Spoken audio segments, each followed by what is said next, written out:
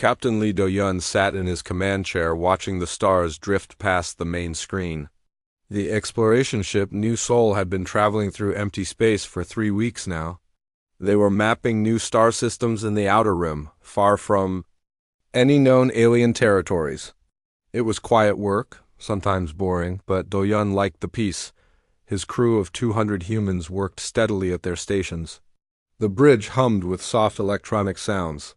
Everything was normal until the communications. Officer looked up with surprise. "Captain, I'm getting a signal," said Lieutenant Park. "It's very weak and coming from somewhere close by." Do-yun sat up straighter. "What kind of signal?" "Unknown, sir. The computer is trying to translate it now." Park pressed several buttons. On her console, "Sir, it sounds like a distress call." The main screen changed to show sensor readings. A small blip appeared near the edge of their detection range. The object was moving slowly and seemed to be damaged. "Can you get a visual?" Do-yun asked. The screen flickered and showed a strange ship. It was unlike anything in the human databases. The vessel was small, maybe big enough for 5 people. Parts of it were clearly broken. Smoke or gas leaked from several holes in its hull. "The signal is getting clearer, Captain," Park said. She put the transmission on speakers. A voice filled the bridge. It was speaking in an unknown language, but the ship's translator was working on it. Slowly, words began to form. "Help, dying, children, The bridge went quiet. Everyone stopped what they were doing to listen. The voice was clearly female and filled with desperation. "Anyone, here, have young ones. They are sick. Please help." Commander Yoon Ji-won, the first officer, stepped closer to Do-yun's chair. "Sir, that ship is barely holding together. Life support is failing." Do-yun studied the readings. The alien vessel was indeed dying. Its power levels were almost zero. Whatever was inside would not survive much longer. "How many life forms?" he asked. "4, sir. 1 adult and 3 smaller ones. Probably children, like the voice said." The transmission continued. "We'll give anything, trade life for help, Children must live, please." Dr. Kim Min-ji entered the bridge from the medical bay. She had heard the commotion and came to see what was happening. Her face went pale as she listened to the desperate pleas. "Captain, we have to help them," she said quietly. Do-yun knew the rules. First contact with unknown aliens was supposed to go through proper channels. There were protocols to follow, reports to file, and approvals to get. But those rules were made for normal situations, not for watching children die in space. "Sir," said Engineer Park Sun-ho over the communication system, "I can modify our cargo bay to accept their ship. It will take about 20 minutes." Do-yun looked around the bridge. His crew was watching him, waiting for orders. He could see in their faces what they wanted him to do. The choice was clear. "Do it," he said. "Bring them aboard." "Sir, the regulations—" Commander Yoon started to say. "The regulations don't cover watching kids die when we can help," Do-yun replied firmly. "Park, get that cargo bay ready. Dr. Kim, prepare the medical bay for unknown aliens. We don't know what they might need." The next 20 minutes felt like hours. The alien ship barely made it to their cargo bay before its engines died completely. Emergency teams sealed the bay and filled it with breathable atmosphere. Sensors showed the aliens were still alive, but their readings were strange. "Captain, you need to see this," Dr. Kim said through her communicator. "These life signs are very unusual. Whatever these beings are, they're in bad shape." Do-yun and several crew members made their way to the cargo bay. They wore protective suits, not knowing what diseases or dangers the aliens might carry. The airlock opened with a soft hiss. The alien ship sat in the middle of the bay, looking even worse up close. Its hull was covered in strange symbols and was colored in shades of blue and silver. Parts of it still glowed faintly, but most systems were clearly dead. A section of the ship's side opened like a flower. Steam poured out, and a figure appeared in the opening. The alien was tall and thin, maybe 7 feet high. Her skin was pale, blue with darker markings that looked like tattoos but were probably natural. She had 4 arms and moved with obvious pain. Her large eyes were filled with tears. Behind her, 3 smaller figures huddled together. The children looked similar to their mother, but were much smaller. All of them showed signs of sickness. Their skin had dark patches, and they moved slowly like they were very tired. The mother alien looked at the humans and fell to her knees. She spoke in her own language, but the translators were working better now. "Thank you for stopping," she said. Her voice was weak but grateful. "I am Ketha. These are my children. We have traveled so far looking for help." Dr. Kim stepped forward carefully. "We want to help you. Can you tell us what's wrong?" Ketha looked at her children with great sadness. "We are dying. All of my people are dying. There is a sickness in our blood, in our very being. It passes from parents to children, and each generation is weaker." She struggled to stand and faced Captain Do-Yun directly. "I will give you my life. Study my body. Learn from it. All I ask is that you help my children live a little longer. They are innocent. They do not deserve this fate." The humans stood in shocked silence. Here was a mother so desperate that she would trade her own life for just a few more days with her children. "No," Do-Yun said firmly. "We're not taking your life. We're going to try to help all of you." Ketha's eyes widened with surprise. You would help without payment? Without taking something in return?" "That's what decent people do," Do-Yun replied. "Dr. Kim, get them to medical. Let's see what we can do." As the medical team carefully helped the alien family toward the medical bay, Ketha looked back at the captain with wonder. She had offered everything she had, expecting humans to take it. Instead, they offered hope. The new soul's peaceful mission had just become something much more important. 4 lives hung in the balance, and the human crew was determined not to let them fall. Dr. Kim Minji had not slept for 18 hours. She stood in the medical bay watching the strange readings on her screens. The alien family lay on specially made beds while machines scanned their bodies. Every test revealed something new and troubling. "The cellular damage is unlike anything I've ever seen," she told her assistant, Dr. Cho. "It's like their bodies are aging at 10 times the normal rate." Ketha's youngest child, barely bigger than a human toddler, was the sickest. The dark patches on his skin were spreading. His breathing was shallow and difficult. Dr. Kim had tried every human medicine she knew, but nothing helped. "Doctor," Ketha called weakly from her bed, "please do not waste your supplies on us. We know we cannot be saved." Dr. Kim walked over to sit beside the alien mother. "Tell me about your people. Help me understand what happened to you." Ketha's large eyes looked up at the ceiling. "We were once explorers like you. My people, the Valeth, traveled between stars for thousands of years. We were scientists and builders. We created beautiful cities and amazing machines." She paused to cough. Even that simple action seemed to cause her pain. 50 years ago, our best scientists found something in deep space. It was a structure. Very old and very strange. They thought it was left by an ancient race. They brought pieces back to study. Dr. Kim leaned closer. "What kind of structure?" "We never learned who built it. But when our scientists touched it, something changed in them.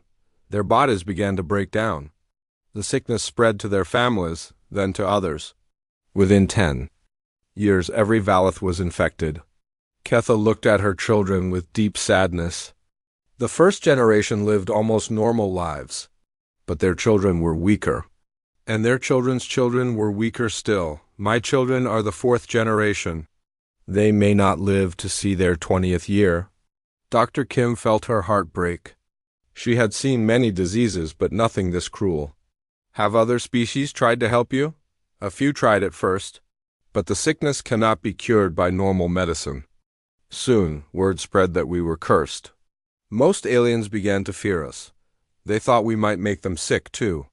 Commander Yoon-ji-won entered the medical bay. She had been listening from the doorway. "What about your government?" "Surely they tried to find a cure." Ketha's expression turned bitter. "The Galactic Dominion declared us a dead race.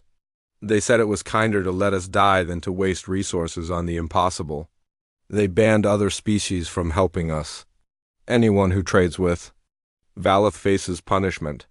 Dr. Kim stood up quickly. That's horrible. How can they just abandon an entire species? The Dominion rules by practical thinking, Ketha explained. They believe that helping the hopeless wastes resources that could save others. To them, we are already dead. Engineer Park Sun-ho's voice came over the communication system. Dr. Kim, you need to see what I found in their ship.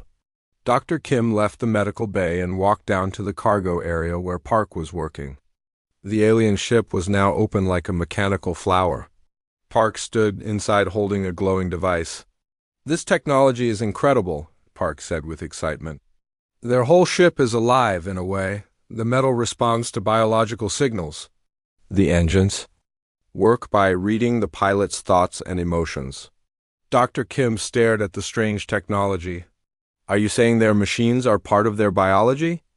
Exactly. The Valeth don't just use technology. They bond with it. Their ships, their tools, even their buildings probably work together with their bodies. Park pointed to several glowing panels. But look at these systems. They're failing just like the Valeth themselves. Dr. Kim understood immediately. The plague isn't just affecting their bodies. It's destroying their connection to their technology too. That's right. As they get sicker, their machines stop working. They're losing everything that made their civilization possible. Back in the medical bay, Dr. Kim found Captain Do-yeon talking quietly with Ketha. The alien mother was trying to sit up despite her weakness. Captain, she's been telling me about their journey, Dr. Kim said. They've been traveling for 2 years looking for help. Ketha nodded slowly. We visited 12 different worlds. Some turned us away immediately. Others promised to help but then contacted the Dominion instead. A few tried to capture us to study our technology. But you kept trying, Do-yeon said. My children deserve a chance to live. Even if that chance is very small, Ketha looked at her oldest child, a girl named Yura. She is so smart, Captain. She understands things that even adult Valeth find difficult, but every day she grows weaker. Yura opened her eyes and spoke in a voice like wind through leaves. Mother, the nice humans are different from the others. They smell like hope instead of fear. Dr. Kim blinked in surprise. She can smell emotions? Valeth have many senses that other species lack, Ketha explained. We can feel the life energy of other beings. That is how I knew your people were good when I first saw them. Dr. Kim looked at her medical readings again. An idea was starting to form in her mind. Ketha, you said your people were explorers and scientists before the plague. What were you studying? Many things. We were especially interested in how different species adapt to survive. We believe that understanding life itself was the key to traveling safely between stars.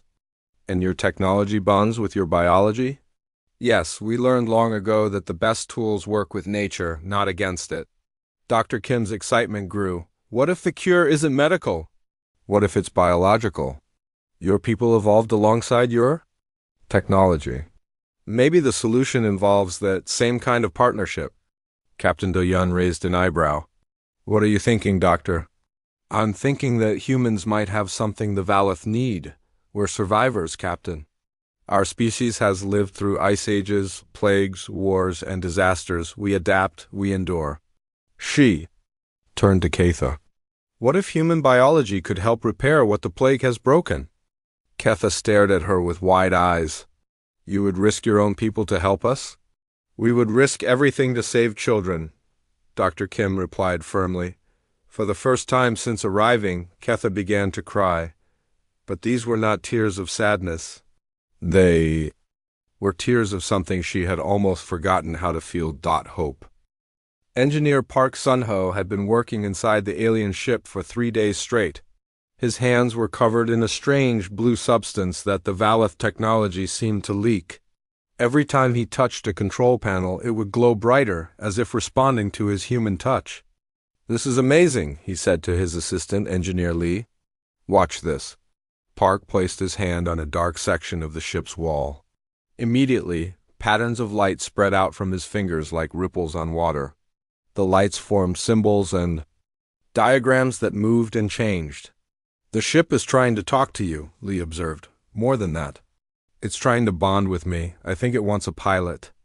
Park pulled his hand away and the lights faded. "But something is blocking it. The connection keeps failing." Dr. Kim entered the cargo bay carrying a tablet full of test results. She looked tired but excited. "Park, I think I know why the connection fails. The plague doesn't just attack Valeth bodies. It attacks their ability to bond with their technology." "That makes sense," Park said. "I've found biological components throughout this ship. Living tissue mixed with metal and crystal. But the tissue is sick, just like Ketha and her children." Dr. Kim showed him her tablet. "Look at these genetic scans. Valeth DNA is incredibly complex. Much more complex than human DNA, but that complexity makes them vulnerable." "Vulnerable? How?" "Their genes are like a very detailed instruction book. When the plague damages even small parts of that book, the whole system breaks down. But human genes are different." Park wiped his hands on a cloth. "Different how?" "Human DNA is simpler but much more flexible. We survived as a species because we can adapt quickly. Our genes know how to fix themselves and work around damage." Dr. Kim pulled up images of both human and Valeth genetic codes. "See how the Valeth patterns are perfect and beautiful? But one broken piece ruins everything. Human patterns look messy, but they're much stronger." "So you think human genes could help repair theirs?" "Not repair exactly, replace if we could. Carefully introduce human genetic material into Valeth biology. It might give them the strength to survive the plague." Park stared at her. "You're talking about creating hybrids?" "Part human, part Valeth. The children would be different from both species, but they would be alive." They were interrupted by Captain Doyun's voice over the ship's communication system. "All senior staff to the bridge immediately. We have a problem." Dr. Kim and Park hurried to the bridge where they found the command crew gathered around the main screen. Commander Yoon was pointing at a display showing several large ships approaching. "Their position." "Dominion patrol fleet," Yoon explained. 6 heavy cruisers and a command ship. They'll be here in 4 hours. Captain Doyun looked grim. "They're demanding we turn over the Valeth family and surrender all research materials. They say we're violating quarantine laws. What do we tell them?" asked Lieutenant Park from Communications. "The truth," Doyun replied. "We found dying refugees and tried to help them." Dr. Kim stepped forward. "Captain, I may have found a way to save them, but I need time to run tests." "How much time?" "Days, maybe weeks." Commander Yoon shook her head. "We don't have weeks. The Dominion ships will be here soon and they outgun U.S. completely." Engineer Park had an idea. "What if we don't fight them? What if we run?" "Where would we go?" Yoon asked. "They'll follow us anywhere in Dominion space." "Then we don't go to Dominion space," Park said with a grin. "We head for the human colonies, specifically New Bizen colony. They have medical facilities that could help Dr. Kim with her research."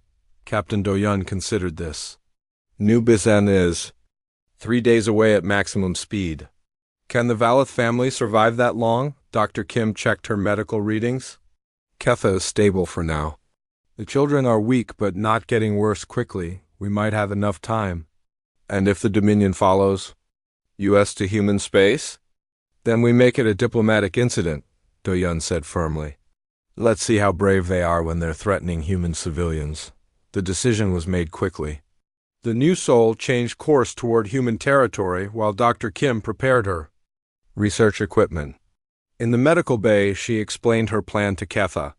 "I want to try mixing human and Valeth genetic material," Dr. Kim said carefully. "The result would be children who are part of both species." Ketha was quiet for a long moment. "These hybrid children, would they be accepted by humans?" "I don't know," Dr. Kim answered honestly. "Some humans might fear them. Others would welcome them, but they would be alive and they would have a future. And they would carry forward something of the Valeth people?" "Yes, your intelligence, your abilities, your knowledge." combined with human strength and adaptability. Ketha looked at her 3 children. Yura, the oldest, was listening to every word. The middle child, a boy named Kai, was sleeping fitfully. The youngest, barely more than a baby, was growing weaker each day. "Mother," Yura said softly, "I want to try. I want to live long enough to see the stars again." Ketha touched her daughter's face gently. "Are you sure, little one?"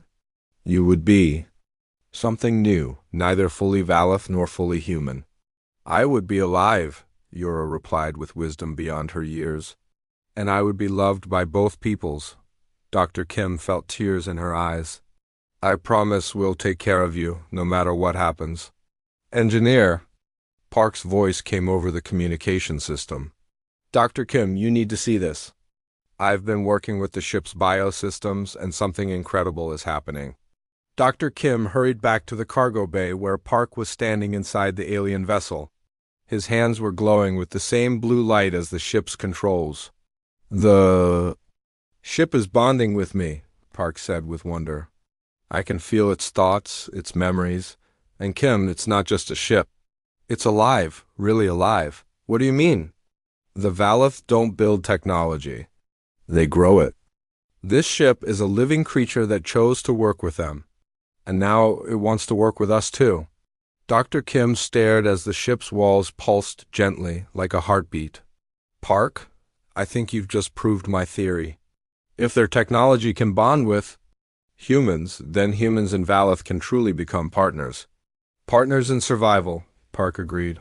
"Partners in hope." The new soul shook violently as Dominion ships fired warning shots across their path. Captain Do-Yun gripped his command chair as sparks flew from damaged control panels on the bridge. "They're demanding we stop immediately," reported Lieutenant Park from communications.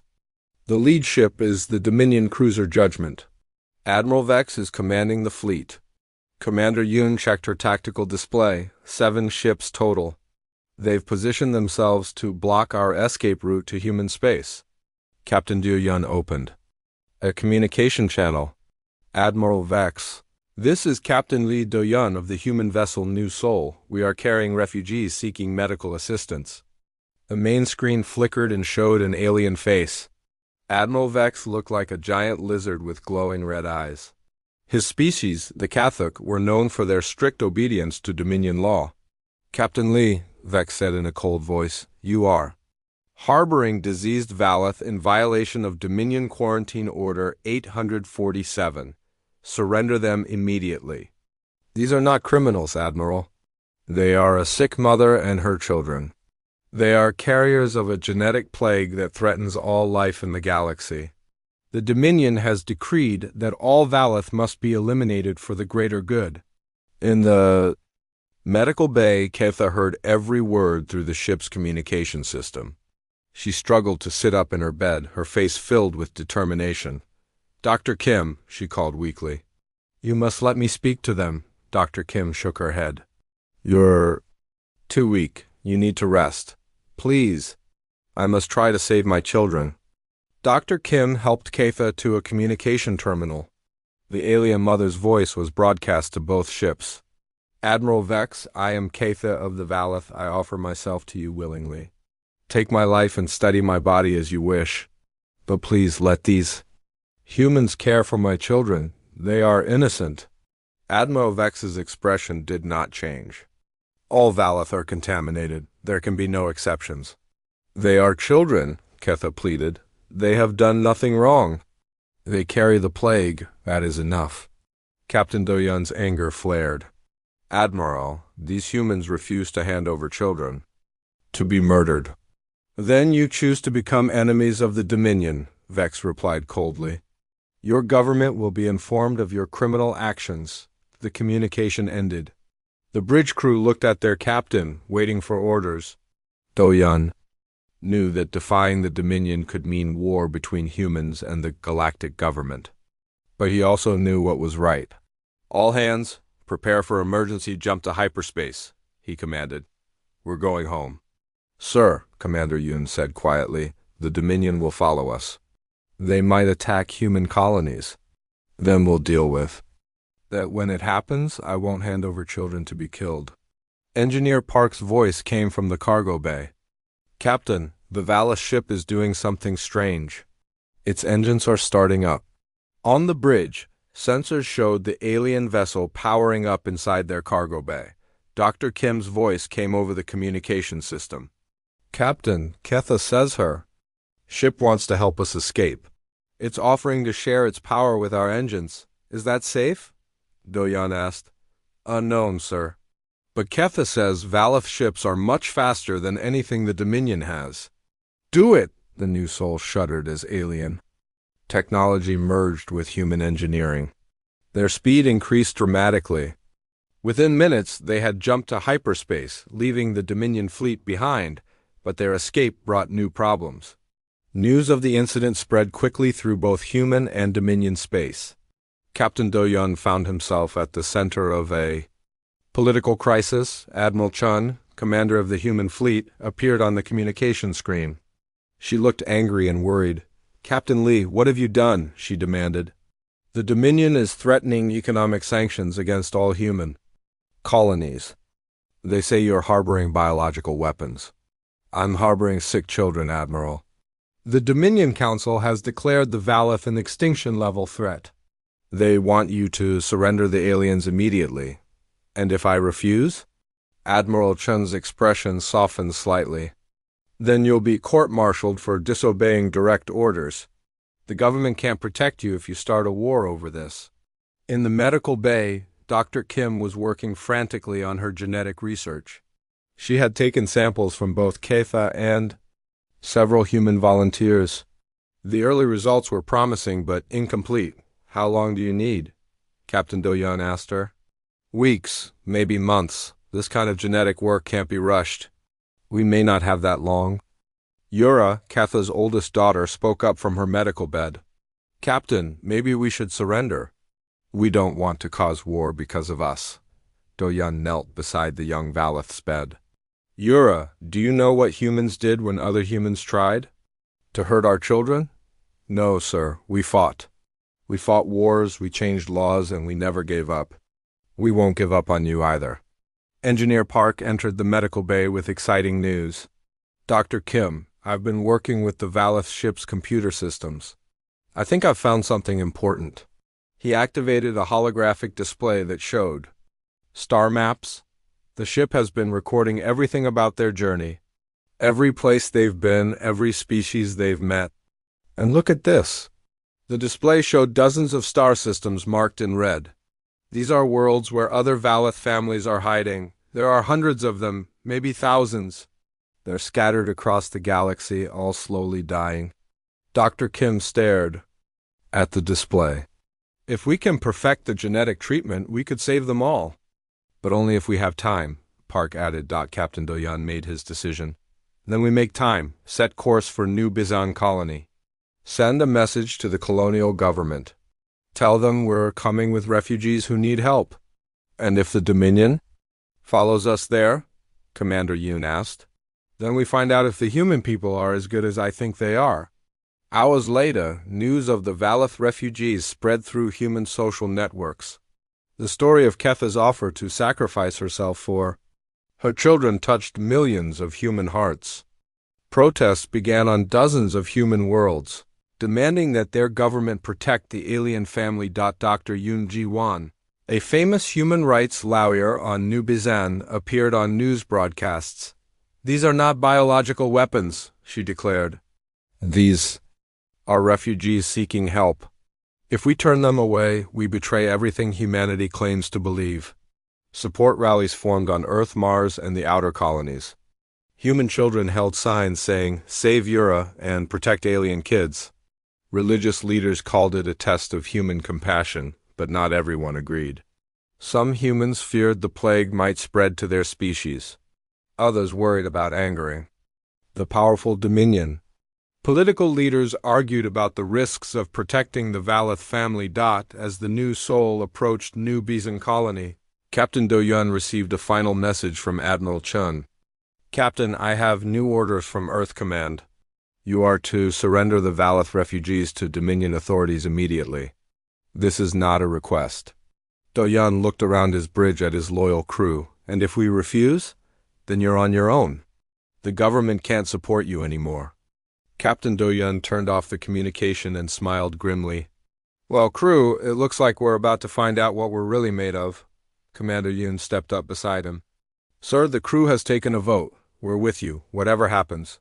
Even if it means the end of our careers? Some things are more important than careers, Captain. Then let's go save some children." New Bizon Colony appeared on the main screen like a jewel floating in space. The massive station held 3 million human colonists and was known throughout the galaxy for its advanced medical facilities. As the new Sol approached, dozens of smaller ships came out to meet them. "Captain," Lieutenant Park reported, "we're getting signals from colony security, news ships, and civilian vessels. Everyone wants to know about our passengers." Dr. Kim worked frantically in her temporary laboratory on the colony. She had been given the best medical facility on New Bizon, along with a team of volunteer scientists from across human space. The genetic research was showing real progress. "The first test results are incredible," she told her research team. "Human genetic material is not only compatible with Valith biology, it's actually strengthening it." Dr. Seto, a genetic specialist from Earth, studied the data with amazement. "The hybrid cells are showing resistance to the plague. They're not just surviving, they're thriving." In the medical wing, Ketha was sitting up in her bed for the first time in weeks. The preliminary genetic treatments had slowed the progression of her illness. Her skin was regaining some of its natural blue color, and her breathing was easier. "Dr. Kim," she said with wonder in her voice, "I can feel my strength returning. How is this possible?" "Your body is learning to work with human genetic patterns." Dr. Kim explained, "We're not replacing your Valith nature. We're giving it the tools it needs to fight the plague." Yura, her oldest daughter, was responding even better to the treatment. The young Valith was not only healthier but seemed to be developing new abilities. She could understand human emotions more clearly and even communicate with the colony's computer systems in ways that amazed the engineers. "I can hear the machines thinking," Yura told Engineer Park during one of his visits. "They want to help us, just like the humans do." But their progress was interrupted by alarming news. "Commander," Un burst into the medical facility with urgent reports. "The Dominion fleet has arrived," she announced. 15 ships this time. They're demanding that New Asong Colony surrender the Valith family immediately." Captain Do-yun joined them in the medical bay. His face was grim, but determined. "Admiral Vex has given us 6 hours to comply. After that, he says they'll take the aliens by force." Dr. Kim looked at her research data. "We're so close to a breakthrough. Just give me a few more days." "We may not have a few more days," Do-yun replied. The situation became even more complicated when news arrived from across the galaxy. Captain Do-yun gathered everyone in the colony's main conference room to hear the reports. "The story has spread to every inhabited world," reported Commander Yoon. "Ketha's offer to sacrifice herself for her children has touched beings across dozens of species." The main screen showed protests and demonstrations on alien worlds. Young beings from many different species were holding signs supporting the Valith family. Even some Dominion member species were questioning their government's harsh policies. "The Zephyrian Council has declared their support for our actions," Yoon continued. "The Aquatic Federation is sending medical supplies. Even the isolated crystal singers have offered to help with the research."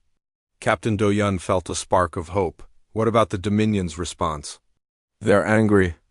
Admiral Vex is calling it a rebellion against lawful authority. But some Dominion species are refusing to support military action against a refugee family."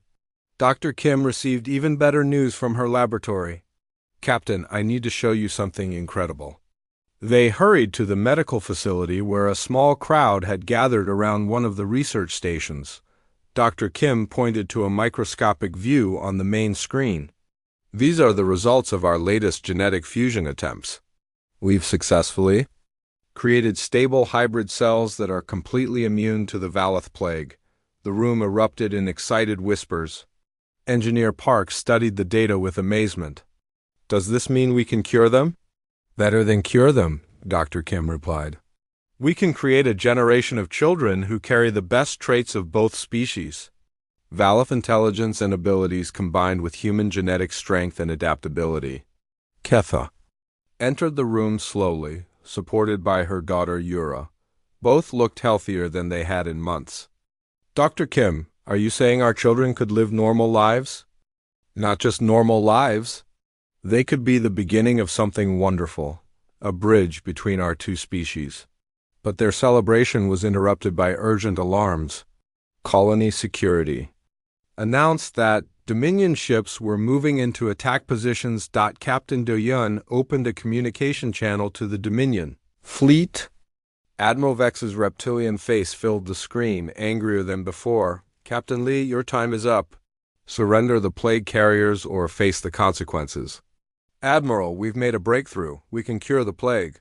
These people don't have to die. Lies, Vex hissed. No cure is possible.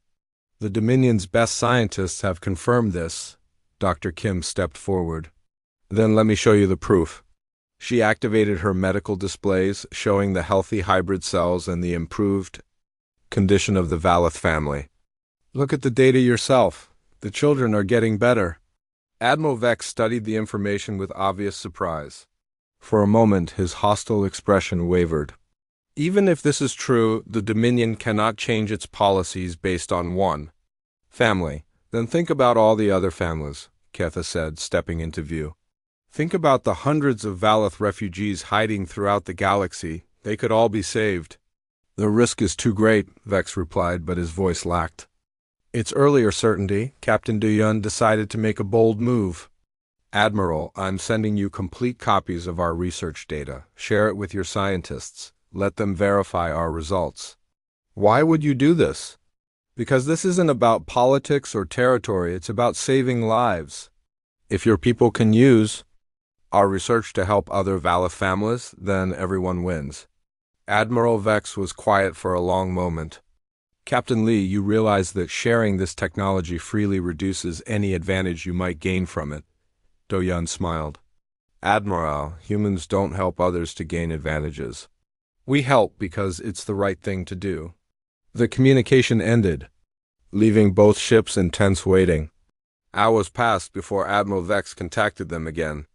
This time his expression was different. Captain Lee, our medical staff has reviewed your data. The results are ... unexpected. Does that mean you'll stop trying to destroy this family? It means the Dominion Council must reconsider its policies.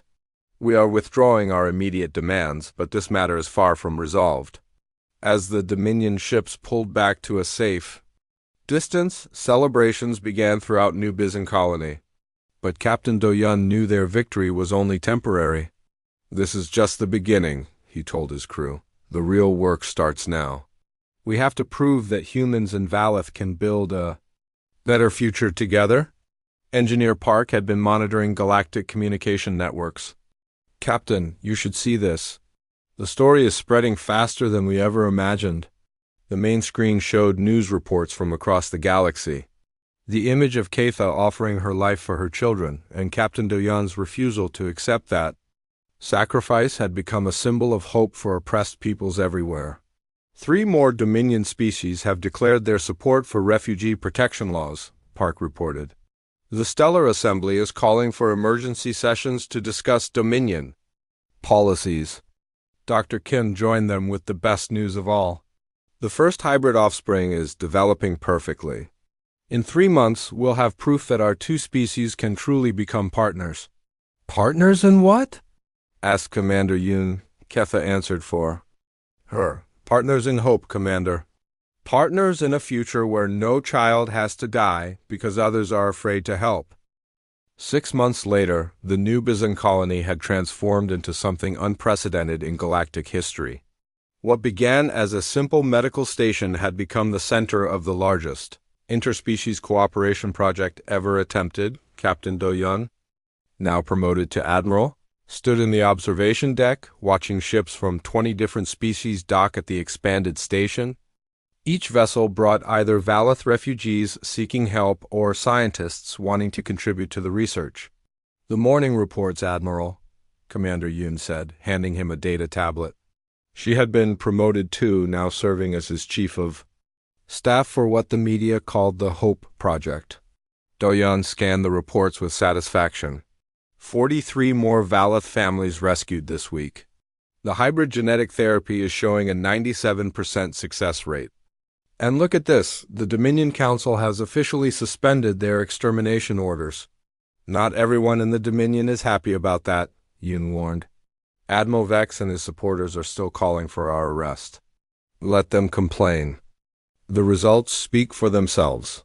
In the Medical Research Center, Dr. Kim was examining her most amazing success story. Yura, now healthy and strong, was working alongside human scientists to develop new medical treatments. The young Valeth had grown into a brilliant researcher, her hybrid genetics giving her insights that neither species could achieve alone. Dr. Kim, look at this, Yura said excitedly, pointing to her computer screen. I think I've found a way to reverse plague damage in older Valeth.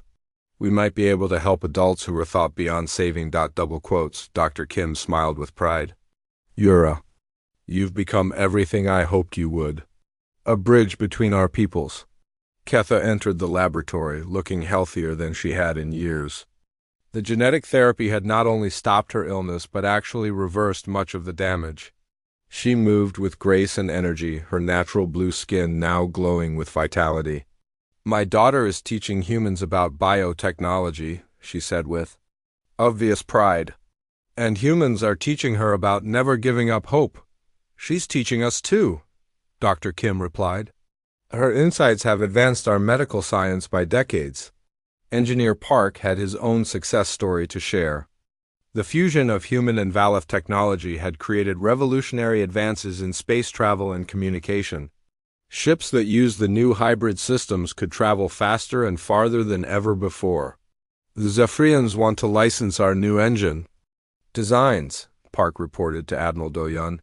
The Crystal Singers are interested in our biocommunication systems. We could make humanity very wealthy with this technology. Are we sharing the designs freely? Do-yeon asked. Of course, sir. Just like we shared the medical research. Good. Wealth means nothing if we gain it by holding back cures for dying children. The most remarkable change was in the children themselves. The first generation of human Valeth hybrids was growing up in the colony, and they were extraordinary. They combined human creativity and determination with Valeth intelligence and intuition. More importantly, they felt equally at home with both species. Little Kai, Ketha's middle child, had become best friends with several human children. They played together in the colony's parks, their games involving both human imagination and Valeth mental abilities. To them, the differences between species were just interesting variations, not barriers. Uncle Do-yeon? Kai called out as the Admiral walked through the residential area. The young hybrid had started calling him Uncle months ago, and Do-yeon cherished the title more than his military rank. Hello, Kai. How are your studies going? Great. Teacher Park is showing us how to talk to the ship computers. And Teacher Kim is teaching us about human history. Did you know humans fought wars just to free their own people from slavery? Yes, Kai, humans believe all people should be free. That's why you saved us, isn't it? Because you believe we should be free too. Do-yeon knelt down to the child's level. That's exactly right. And now you and your friends will help make sure no one is ever enslaved again.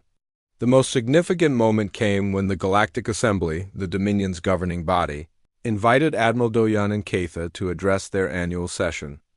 It was the first time in history that humans had been asked to speak to the galaxy's most powerful political institution. Ketha stood before representatives of hundreds of species, no longer the desperate refugee who had offered her life for her children's survival. She was now an ambassador for a new kind of galactic cooperation. 6 months ago, I was prepared to die so my children might live one more day, she began.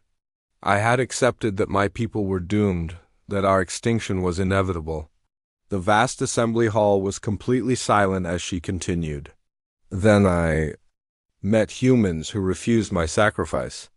Captain Lee Do-yeon looked at my dying children and said something that changed everything. He said, "That's what decent people do." She gestured to Admiral Doyun, who stood beside her. "These humans didn't help us because they wanted our technology. They didn't help us to gain political advantage. They helped because they saw suffering and chose to act." Murmurs of discussion rippled through the assembly.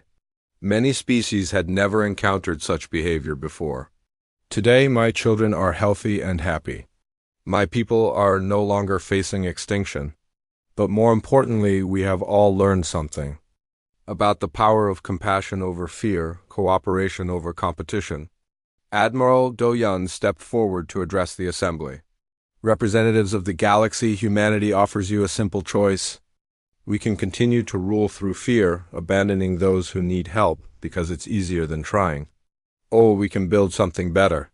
He activated a holographic display showing the thriving colony. "This is what becomes possible when we choose hope over fear, when we choose to help instead of abandon.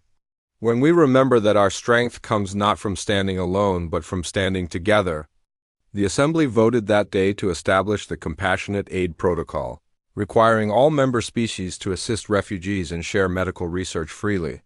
It wasn't unanimous, but it was a beginning. 3 years later, Admiral Doyun returned to New Bizan for the colony's anniversary celebration. The station had grown into a small city, home to thousands of humans, Valeth, and other species working together. He found Ketha in the memorial garden, standing before a monument dedicated to all the Valeth who had died before help could reach them. Her youngest child, now a healthy toddler, played at her feet with human and alien friends. "Do you ever regret it?" she asked as Doyun joined her. "Your choice to help us changed your whole civilization. Humans are now committed to helping refugees across the galaxy. It will be expensive and sometimes dangerous." Doyun watched the children playing together, their laughter filling the air with joy. "Ketha, you offered your life to save your children. How could we do any less than offer our help to save yours? You gave us more than help, Admiral. You gave us hope. And you gave us something too. You showed us who we could become." As the sun set over New Bizan colony, casting rainbow colors across the diverse crowd of beings celebrating together, Admiral Doyun reflected on how much had changed. The desperate alien mother who had once begged for her children's lives was now a respected ambassador. Her children were growing up as citizens of a galaxy, learning to value compassion over conquest. The human species had found its place in the galactic community, not through superior technology or military might, but through the simple recognition that all life was precious and worth protecting. Yura, now a young adult and leading researcher, approached them with exciting news. "Mother, Admiral, we've just received word from the Outer Rim. The stellar nomads have found 3 more Valeth colony ships. They're requesting our help." Ketha smiled and looked at Admiral Doyun. "Well, Admiral, shall we go save some more children?" That's what decent people do," he replied with a grin nod as they walked toward the docking bays where rescue ships waited. Admiral Doyun thought about the choice he had made years ago. A desperate mother had offered her life for her children's survival. He had refused that sacrifice and offered hope instead. That choice had changed everything. For the Valeth, for humanity, and for a galaxy learning that sometimes the strongest response to desperation was not to take what was offered, but to give what was needed. Hope, compassion, and the unshakable belief that every life, no matter how different or distant, was worth saving.